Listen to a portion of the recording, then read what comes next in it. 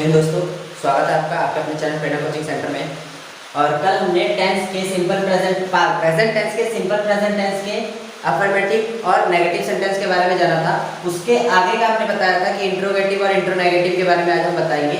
तो जिसने मेरी कल की वीडियो नहीं देखी है, ऊपर मैं आई बटन पे उसकी लिंक दे दूंगा, जाके वो देख लेना। वो देखोगे तो आगे का समझ में आएगा। मैंने पहले ही बताया था कि जब तक पुरानी वीडियो नहीं देखोगे तब तक नई का समझ में नहीं आएगा कि इसमें हुआ क्या और है क्या। ठीक है, तो इस वीडियो को हम लोग शुरू करते हैं आज। तो इंटेरोगेटिव सेंटेंस, इंटेरोगेटिव मतलब क्या होता है इसके बारे में मैंने पहले बता दिया। इंटेरोगेटिव मतलब होता है किसी से प्रश्न करना, कोई किसी तरीके का क्वेश्चन। ठीक है, इंटेरोगेशन जैसे सीआईडी सीबीआई ये सब क्या करते हैं, इंटेरोगेशन बोला जाता है उसको, यानी पूछताछ करना।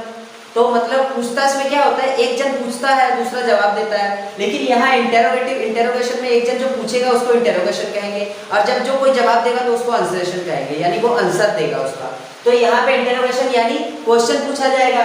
तो हमने इंटेरोगेशन किसका पढ़ना है, सिंपल प्रेजेंट टेंस का। मैंने कल भी बताया था कि वाक्य के अंत में ता है, ती है, ते है, तो है, तो हमारा वो कौन सा टेंस होता है, present tense, sorry simple present tense. तो इस वाले सेंटेंस में हम लोग वही देखेंगे कि क्वेश्चन भी पूछा जाए और लास्ट में ता है, ती है भी आएगा। ठीक है, जैसे हमने एक चीज ले लिया, क्या राम खाता है, खाता है। यहाँ पे देखो, यहाँ पे है, यहाँ पे क्वेश्चन पूछा गया तो क्वेश्चन मार्क लगेगा। प्रश्न, ये चिन्ह होता है प्रश्नात्मक चिन्ह। ठीक है, प्रश्नवाचक। अगर कोई क्वेश्चन पूछेगा तो इसको कहते हैं इंग्लिश में क्वेश्चन मार्क। तो इंग्लिश में ये वाला, हिंदी में भी यही वाला सेम निशान होता है। तो इसमें क्या क्वेश्चन पूछा गया, क्या राम खाता है, पूछा गया। तो इसका हम लोग को क्या बनाना है, ट्रांसलेशन बनाना है, यानी इसकी इंग्लिश बनानी है। तो इंग्लिश बनाने का इंटेरोगेटिव में देखो, सिंपल प्रेजेंट टेंस का मैंने जो अफर्मेटिव और उसका नेगेटिव का मैंने कल फॉर्मूला लिखवा दिया था कैसे बनता है। अब हमारा आता है इंटेरोगेटिव सेंटेंस का। तो इंटेरोगेटिव में सेम वही चीज होता है, जो हमारा डू डज बाद में लगता था वो डू डज पहले लग जाएगा। बस इतना सा फर्क है कि जो डू और डज बाद में लगता था, डू और डज, बस उसमें नॉट लगता था, इसमें नॉट नहीं लगेगा, क्योंकि यहाँ क्वेश्चन में नॉट यानी नहीं का उच्चारण तो है नहीं।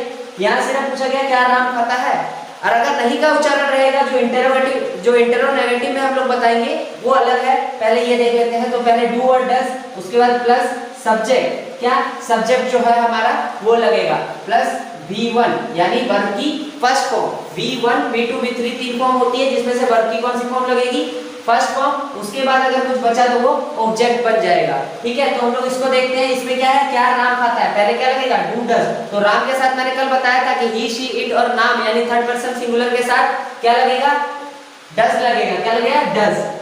तो डज, राम का आर बड़ा, क्योंकि राम एक नाम है जिसका आर बड़ा होगा। Does Ram eat, does Ram eat. यहाँ पे क्वेश्चन मार्क लगेगा, क्योंकि ये प्रश्न पूछा गया है तो क्वेश्चन मार्क लगेगा। ठीक है, ये हमारा क्या बन गया, डज राम ईट, यानी क्या राम खाता है। ठीक है, ये हमारा इंटरोगेटिव सेंटेंस का एक वाक्य हो गया। दूसरा इसी की जैसा ले लेते हैं, क्या मैं खाता हूं, मैं खाता हूं। तो कल मैंने बताया था अगर आई है यानी फर्स्ट पर्सन है, फर्स्ट पर्सन सिंगुलर है, तो यहाँ पे क्या लगेगा, डू लगेगा। ये भी मैंने कल बताया था। तो डू लगा के इसको बनाएंगे do I eat, do I ईट। यहाँ पे भी क्वेश्चन मार्क। अब जब तीन नाम रहेंगे, वो भी मैंने कल बताया था कि जब दो से ज्यादा, दो से अधिक नाम रहेंगे तो उसका कैसे बनेगा। उसका जैसे हम लोग एक और ले लेते हैं, राम मोहन और सोहन, और सोहन खाते हैं, खाते हैं। अब यहाँ क्वेश्चन तो नहीं बना, क्वेश्चन कब बनेगा, जब यहाँ पे हम क्या दे देंगे, क्या राम मोहन और सोहन खाते हैं। अभी हमारा क्वेश्चन बन गया, पहले क्वेश्चन नहीं था। तो इसका क्या बनेगा, इसका मैंने बताया था कि ये दे वाले में आता है, यानी नेम्स है। एक दो तीन नाम यानी नेम्स हो गए। तो नेम्स में क्या बनता है हमारा, डू लगता है। क्या लगता है, डू, राम का आर बड़ा, मोहन का एम बड़ा, डू राम मोहन एंड सोहन ईट। ये हमारा बन गया सेंटेंस। ठीक है, यानी इंटेरोगेटिव सेंटेंस के ये जो तीन भाग, इंटेरोगेटिव सेंटेंस का कुछ भी बनाना हो तो फॉर्मूला यही है, डू डज सब्जेक्ट V1 और ऑब्जेक्ट। अभी इसमें कोई ऑब्जेक्ट नहीं है। अगर वही हमने यहाँ कर दिया होता क्या राम आम खाता है, तो आम हमारा क्या हो जाता, ऑब्जेक्ट हो जाता, और वो आम कहाँ लग जाता, वाक्य के लास्ट में लग जाता। चलो उसका भी एक सेंटेंस बना के देख लेते हैं। ठीक है, कैसे लगता है। ठीक है, सेंटेंस में लेते हैं क्या राम आम खाता है। ये हमने सेंटेंस में लिया। यहाँ पे क्या नया जुड़ गया, आम जुड़ गया। क्या जुड़ गया, आम। तो आम हमारा ऑब्जेक्ट बन जाएगा, लास्ट में चला जाएगा करता। ठीक है, तो यहाँ पे हमारा क्या बन जाएगा, does Ram eat mango. Does Ram eat mango, ये हमारा क्या बन गया, क्वेश्चन बन गया। अब मैंगो एक है, एक ही आम खा सकता है एक बार में आदमी, तो ए भी लगता है यहाँ। Does Ram eat a mango, वो भी सेंटेंस सही है। डज राम ईट मैंगो, ये भी सही है। ठीक है, तो ऐसे ये हमारा जब ऑब्जेक्ट आता है तो ये ऑब्जेक्ट लास्ट में जुड़ जाता है। कोई भी सेंटेंस बनाए, चाहे 3 नाम वाला हो चाहे 2 नाम वाला हो। तो ये मैंने पहले बता दिया था, याद उसमें क्या करना है, I we you they he she it के साथ क्या लगना है, do does. He she it के साथ डज लगेगा, बाकी सबके साथ डू लगेगा। तो ये हमारा इंट्रोगेटिव भी कंप्लीट हो चुका है। अब हम लोग इसके बाद का चलते हैं इंट्रो नेगेटिव वाले सेंटेंस में, कि इंट्रो नेगेटिव सेंटेंस कैसे बनता है। अगला क्या है, इंटेरो नेगेटिव सेंटेंस, यानी क्वेश्चन प्लस नहीं, क्वेश्चन के साथ साथ नहीं। जो क्वेश्चन पूछा जाएगा उसमें नहीं का भी उच्चारण होगा, तो उसको क्या कहेंगे, इंट्रो नेगेटिव। यानी पूछा जो जा रहा है लेकिन उसमें नहीं का भी उच्चारण है। क्या तुम खाना नहीं खाते हो, ये एक हमारा उच्चारण आ गया। क्या तुम खाना नहीं खाते हो, इसमें क्वेश्चन भी है और नहीं का उच्चारण भी है। चलो सेंटेंस लेके देख लेते हैं। क्या, वही सेम टू सेम लेंगे हम। क्या राम आम नहीं खाता है, नहीं खाता है। सेम सेंटेंस हमारा आ गया। क्या राम आम नहीं खाता है। यहाँ पे क्या भी है, नहीं भी है, यानी ये हमारा कौन सा सेंटेंस बन गया, इंट्रो नेगेटिव, जिसमें क्वेश्चन पूछा जाए और नहीं का भी उच्चारण हो, इंट्रो नेगेटिव बन जाता है। तो इसको बनाने का तरीका क्या है, वही सेम चीज है, बस उसमें एक चीज और घुसता है। वो क्या होता है, नॉट घुसता है। तो हम लोग इसको पहले बना लेते हैं। राम के पास क्या लगा है, यानी यहाँ डज लगेगा। Does Ram not eat a mango. मैंने पहले बोला कि यहाँ ए भी लग सकता है, क्योंकि आम तो एक ही खाया जा सकता है। तो राम, क्या राम आम नहीं खाता, उसका क्या बना, does Ram not eat a mango. Does Ram not eat a mango, इसका क्या बनेगा, इसका फॉर्मूला हम लोग लिख देते हैं यहाँ पे, इसको मिटा के। तो ये आपको समझ में आ गया कि कैसे बन गया सेंटेंस। तो हम लोग यहाँ पे इसका फॉर्मूला लिख देते हैं। ठीक है, डू के साथ does plus subject plus not plus V1 plus object. ठीक है, ये हमारा आ गया इसका बनाने का तरीका। डू और डज पहले लगेगा, plus subject plus not plus V1 plus object. अब सब्जेक्ट में क्या क्या होता है, मैंने सब्जेक्ट में पहले बताया, या तो नाउन या प्रोनाउन। नाउन या प्रोनाउन, इनको क्या कहा जाएगा, सब्जेक्ट कहा जाता है। हमेशा यही सब्जेक्ट बनते हैं। अब इस वाक्य में ये राम नाउन है, तो नाउन हमारा क्या हो गया, सब्जेक्ट। अगर वही नाउन की जगह यू रहता तो प्रोनाउन रहता, लेकिन वो हमारा क्या होता, सब्जेक्ट। आई होता सब्जेक्ट, वी होता सब्जेक्ट, योर होता सब्जेक्ट। ये सारे क्या होते हैं, ये सब सब्जेक्ट होते हैं। नाम हो, नाउन और प्रोनाउन, ये दो चीज सब्जेक्ट होते हैं। ठीक है, तो ये हमारा समझ में आ गया। इसके साथ अगर कोई दूसरा सेंटेंस हम लोग ले लेते हैं, देखते हैं लेके।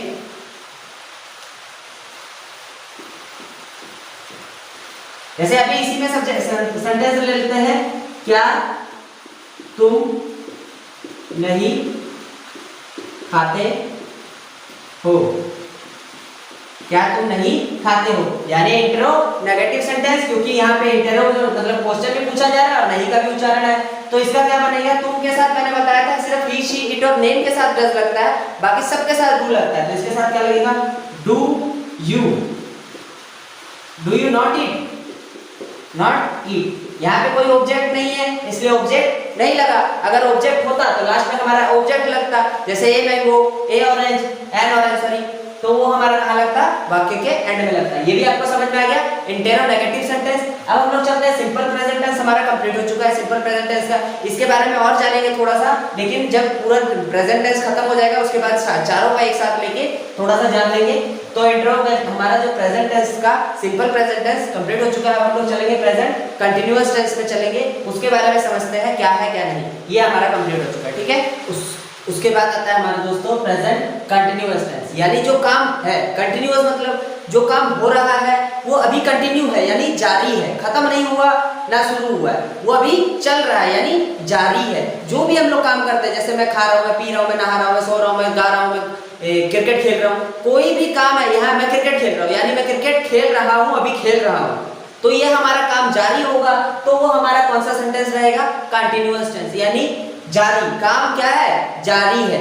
उसका पहचान क्या है, जब वाक्य के अंत में, कहाँ अंत में, रहा है, रही है, रहे हो, रहे हैं, रहा हूं, रही हूं इत्यादि लगे, यानी जिससे हमें ये पता लगे कि हमारा काम अभी क्या है, जारी है, काम खत्म नहीं हुआ, काम चल रहा है, तो हमारा वहां पे क्या रहेगा, ये सब लगेगा और वो हमारा कौन सा सेंटेंस बनेगा, प्रेजेंट कंटिन्यूअस टेंस बनेगा। सॉरी, कौन सा टेंस बनेगा, प्रेजेंट कंटिन्यूअस टेंस बनेगा। तो इसको भी हम लोग चार भाग में जानेंगे, अफर्मेटिव, नेगेटिव, इंट्रोगेटिव और इंट्रोनेगेटिव। ये चार चीज मैंने पहले ही बता दी है, मेरे को दोबारा बताने की जरूरत तो है नहीं। तो इसके बारे में सबसे पहले अफर्मेटिव सेंटेंस के बारे में पढ़ेंगे, जिसको अब लिखने की जरूरत नहीं है, क्योंकि आप लोग समझ गए हो कि जब मैं पहले बताऊंगा वो अफर्मेटिव बताऊंगा, दूसरी बार में बताऊंगा नेगेटिव, तीसरी बार में इंट्रोगेटिव और चौथी बार में इंट्रोनेगेटिव। तो अब मैं ऊपर लिखूंगा नहीं कि ये अफर्मेटिव है, आपको खुद समझना पड़ेगा, क्योंकि मैंने पहले बता चुका है, अब आप लोग समझोगे, ठीक है।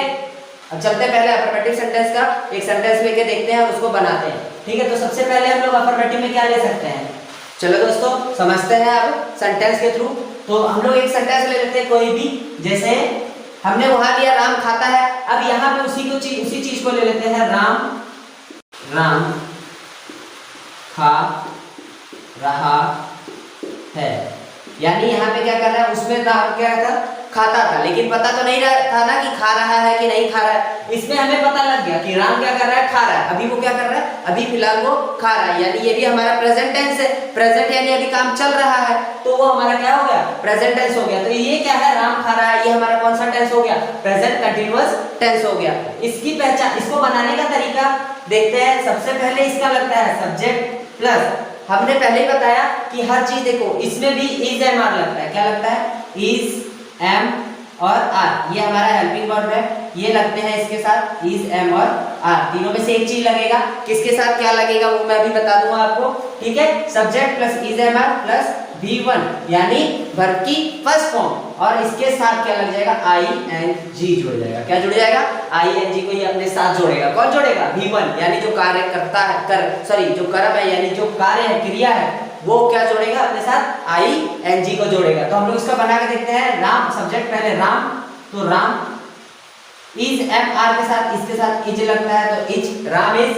उसके बाद खाना, ईटिंग, ईट खाना का क्या होता है, खाता, ईट, और उसके साथ क्या लग जाएगा, ईटिंग, यानी राम इज ईटिंग, राम क्या कर रहा है, खा रहा है। तो यहाँ हमारा ING जुड़ गया। तो ये हमारा क्या बन गया, एक सेंटेंस बन गया किसका, प्रेजेंट कंटिन्यूअस टेंस का। इसके साथ साथ और हम पहले ये समझ लेते हैं कि इज एम और आर का उपयोग कहाँ पे कैसे किया जाता है। तो इसके लिए मैंने सेम चीज बताया था आपको कि वही पर्सन, क्या पर्सन को ही देख के ये सीखा जाएगा कि ये कहाँ लगेगा। तो first person, second person, third person मैं आपको बता चुका हूँ, ठीक है, बताने की जरूरत नहीं है। तो आई एक होता है, एक होता है बी। फर्स्ट पर्सन में ये सिंगुलर है, ये प्लूरल है, ठीक है। उसके बाद यू, और इसमें हम लोग यू को ही ले लेंगे। यू सिंगुलर भी हो सकता है, प्लूरल भी हो सकता है। सिंगुलर कब होगा, जब एक का उच्चारण हो, यानी तुम आम खा रहे हो, तो एक आदमी है, तुम लोग आम खा रहे हो, यहाँ एक आदमी नहीं है, ज्यादा हो गए, तुम लोग, यानी तुम लोग में से एक आदमी नहीं होते हैं, ज्यादा होते हैं, तुम लोग आम खा रहे हो। तीसरे वाले में हम लोग लेते थे सिंगुलर में ही, शी, इट और नेम, ही, शी और नेम, और इसमें लेते थे हम लोग दे और नेम्स, ये लेते थे। तो ये हमारा क्या हो जाता है, ये हो जाता है प्लूरल है, क्योंकि यहाँ बहुवचन का उच्चारण है, और ये हमारा बनता है सिंगुलर, क्योंकि यहाँ एक वचन का उच्चारण है। तो बहुवचन और एक वचन का तो आपको पता ही है। अब आई के साथ हमेशा क्या लगता है, एम लगता है। क्या लगता है, आई के साथ हमेशा एम ही लगेगा और कुछ नहीं, ठीक है। तो एम हमारा हो गया। बी के साथ आर लगता है, क्या लगता है, बी के साथ आर।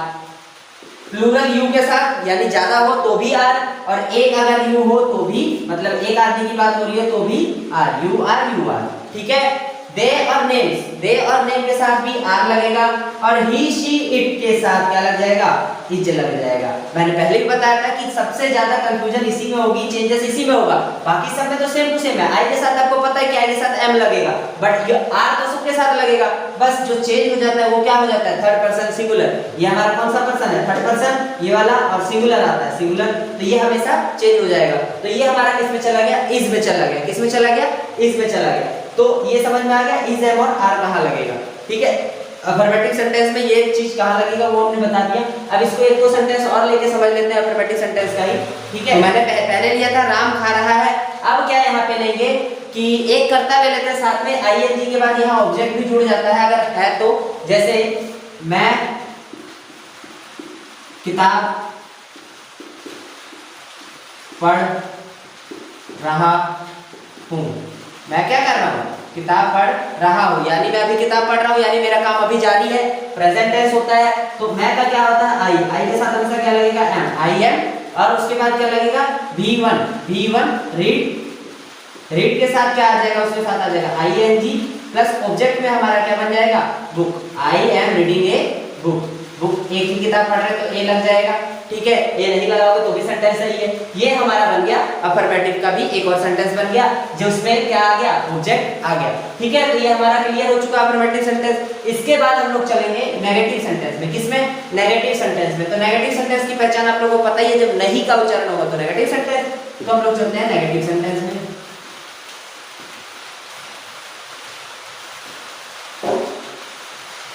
तो दोस्तों अब आएगा हमारा नेगेटिव सेंटेंस। तो नेगेटिव सेंटेंस को बनाने का सबसे पहले फॉर्मूला ही हम लोग लिख लेते हैं, या चलो एक नेगेटिव सेंटेंस बना के देख लेते हैं। तो मैंने उसमें लिया था राम खाता है, राम खा रहा है। इसमें लेंगे राम नहीं खा रहा है। क्या? राम नहीं खा रहा है। ये हमारा क्या आ गया? नेगेटिव आ गया, क्योंकि यहाँ पे नहीं का उच्चारण है, यानी नहीं खा रहा है। तो यहाँ पे इस चीज का क्या बनेगा? राम के साथ क्या लगता था? इज, एम और आर में से इज लगता था, इज लगता था। Ram is not helping verb के साथ नॉट जुड़ जाएगा, ठीक है। Ram is not eating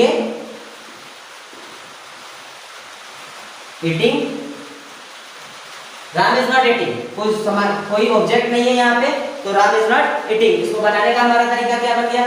subject plus is, am और आर, इन सब के साथ क्या लग जाएगा? नॉट लग जाएगा। क्या लग जाएगा? नॉट लग जाएगा इन तीनों के साथ, ठीक है।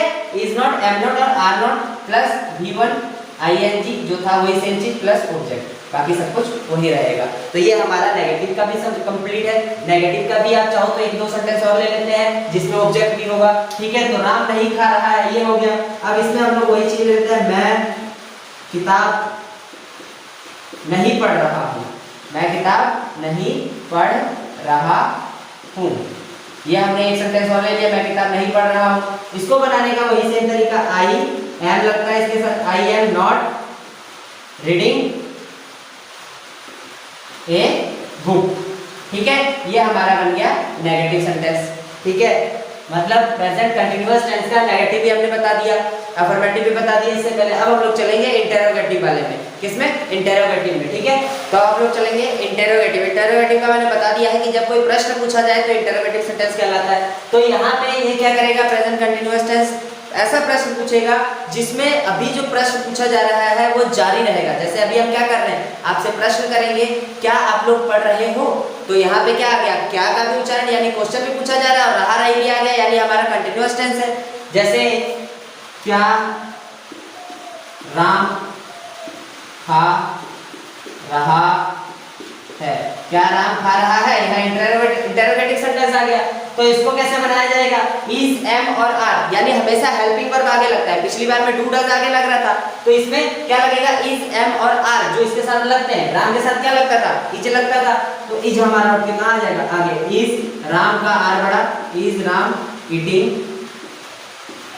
ये हमारा क्या बन गया? इंटरोगेटिव सेंटेंस बन गया, ठीक है। इसके साथ एक और ले लेते हैं, क्या मैं खेल रहा हूँ, सॉरी खेल रहा हूँ नहीं, क्या मैं किताब पढ़ रहा हूँ, ये लेते हैं। क्या मैं क्रिकेट खेल रहा हूँ, लिख लेते हैं, कोई बात नहीं।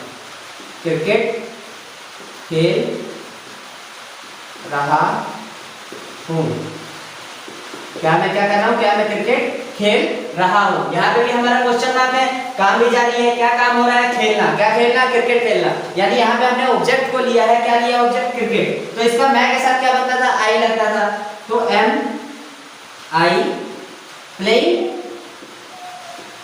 आई प्लेइंग क्रिकेट,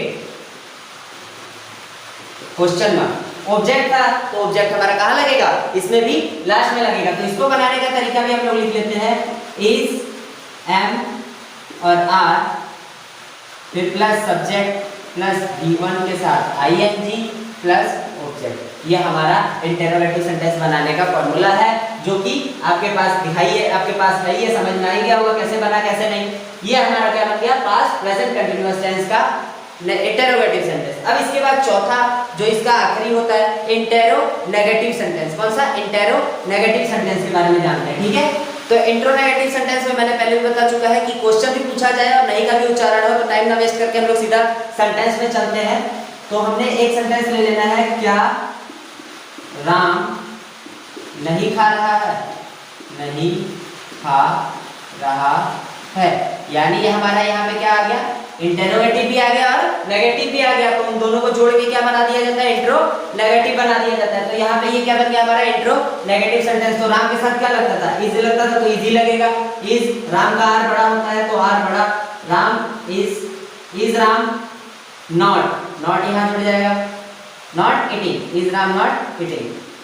ये हमारा क्या बन गया, इंटेरोनेगेटिव का। इसका एक और सेंटेंस ले लेते हैं, क्या मैं नहीं सो रहा हूँ,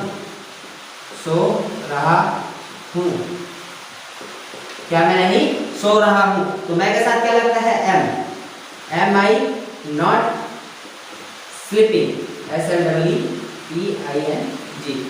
एम आई नॉट स्लीपिंग। यहाँ हमारा क्या हो गया, ये भी एक सेंटेंस बन गया। इसको क्या बोला जाता है, इंट्रो नेगेटिव। तो इसको बनाने का तरीका भी हम लोग देख लेते हैं।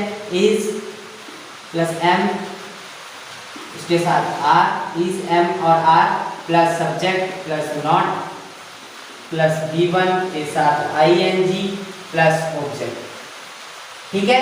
ये V1 ING प्लस ऑब्जेक्ट, अगर ऑब्जेक्ट होता तो वो लास्ट में जुड़ता, जैसे क्या राम नहीं खा रहा है, अगर यहाँ पे रहता क्या राम आम नहीं खा रहा है, क्या नहीं खा रहा है, आम नहीं खा रहा है, तो is Ram not eating a mango, a mango हमारा कहाँ जाएगा, लास्ट में। तो ये याद रखना कि जो भी ऑब्जेक्ट आएगा वो हमेशा लास्ट में जाएगा। तो इसी के साथ आपका प्रेजेंट कंटीन्यूअस टेंस भी क्लियर हो चुका है, तो ये भी क्लियर हो गया। अब मैं इसके बारे में थोड़ा सा बताऊंगा, आज नहीं, अभी जब ये चारों हो जाएगा, प्रेजेंट टेंस के चारों भाग हो जाएंगे, तो मैं इसका एक सिंपल तरीका और बता दूंगा कि डू डज और इज एम आर ये सब कैसे लगते हैं। तो प्रेजेंट टेंस में do does is am are और हैज हैव का ही उपयोग होता है। किसके साथ क्या होता है वो मैं आपको बता दूंगा अगली में, जब ये पूरा प्रेजेंट टेंस कंप्लीट होगा उसके बाद ही बता दूंगा, ज्यादा देर नहीं लगाएंगे उसमें। तो ये हमारा आज क्या हो गया, प्रेजेंट कंटीन्यूअस टेंस भी क्लियर हो चुका है, यानी प्रेजेंट सिंपल प्रेजेंट टेंस के दो भाग हमारे क्लियर हो चुके हैं। अब अगला तीसरा भाग लेके हम कल आएंगे इसी वीडियो पे, इसी चैनल पे, यहीं पे, ठीक है, जहां पे है। और ये आपका कंप्लीट हो चुका है, तो वीडियो को देखते रहो, जितना ज्यादा हो सके देखो। पीछे वाली वीडियो को भी देखना, अगर भूल जाओ तो समझ में नहीं आएगा तो फिर भी रिपीट करके देखो। जितना समझ नहीं आता है समझो, जब तक समझोगे नहीं समझ नहीं पाओगे। और मैंने कल एक बात और बताई थी कि इंग्लिश क्लास अगर कोई कर रहा है तो उसको एक चीज याद रखना है, मैं मना नहीं करता क्लास करने से, कि वर्ड मीनिंग जितना ज्यादा हो सके याद करो, क्योंकि यहाँ पे वर्ड मीनिंग का ही काम है। अगर मेरे को सोने का हिंदी नहीं पता रहता, स्लीपिंग इंग्लिश नहीं पता रहती, तो क्या ये सेंटेंस बन पाता, नहीं बन पाता। क्यों, क्योंकि हमें उसका सेंटेंस का हिंदी ही नहीं पता, सॉरी इंग्लिश ही नहीं पता। तो इंग्लिश कब पता रहेगा, जब हम लोग वर्ड मीनिंग याद करेंगे। तो जितना ज्यादा हो सके कोई भी स्पीकिंग कोर्स कुछ भी कर रहा हो तो वो क्या करे, अपना वर्ड मीनिंग तेज करे, दिमाग को इतना लगाओ कि वर्ड मीनिंग याद से होते रहे। और एक चीज और बता दूं, कई लोग बोलते हैं कि 15 मिनट 7 मिनट 10 मिनट में टेंस सीख जाना, तो सिखाते हैं, बहुत लोग सिखाते हैं, मैं ये नहीं कह रहा नहीं सिखाते हैं, पर उनके तरीके और तरीके सबके तरीके अलग अलग होते हैं। अगर कोई चीज 7 या 10 मिनट में सीखी जा सकती तो उसको 2 घंटा लगाने की जरूरत ही क्या है कि नहीं है। 2 घंटा लगा के आदमी को समझना और 7 मिनट में समझना, शॉर्टकट कौन सा है, 7 मिनट वाला। अगर सही से इंसान समझ में आ जाए 7 मिनट वाली वीडियो, तो 2 घंटे वाली वीडियो कोई देखेगा ही नहीं, है कि नहीं है। क्योंकि देखो 2 रास्ते होते हैं, एक रास्ता होता है शॉर्टकट का, एक होता है मेन रोड सीधा सीधा रास्ता। तो हमेशा देखना शॉर्टकट वाला रास्ता हमेशा खराब होता है। कैसा होता है, खराब होता है, क्योंकि शॉर्टकट मारना नुकसानदायक होता है, क्योंकि शॉर्टकट में कोई भी प्रॉब्लम आ सकती है, पर जो मेन रोड होता है वहां पे कोई प्रॉब्लम नहीं आएगी। तो हम लोग हमेशा शॉर्टकट में ही चलते हैं, जो कि नहीं चलना चाहिए। और अगर शॉर्टकट में चलना आसान अच्छा लग रहा है, शॉर्टकट अगर बढ़िया है, साफ सुथरा रोड है, तो हम लोग शॉर्टकट में चलेंगे। लेकिन अगर जब तक शॉर्टकट का पता ही नहीं है कि शॉर्टकट कैसा है, तो हम लोग वहां जाएंगे क्यों। तो वीडियो देखो, समझो, तब पता लगेगा। 2 घंटा और 2.5 घंटा वीडियो बड़ी होने से कोई लेन देन नहीं होता, बस वीडियो को समझना जरूरी है, ठीक है। तो आज की वीडियो में बस इतना ही, जय हिंद।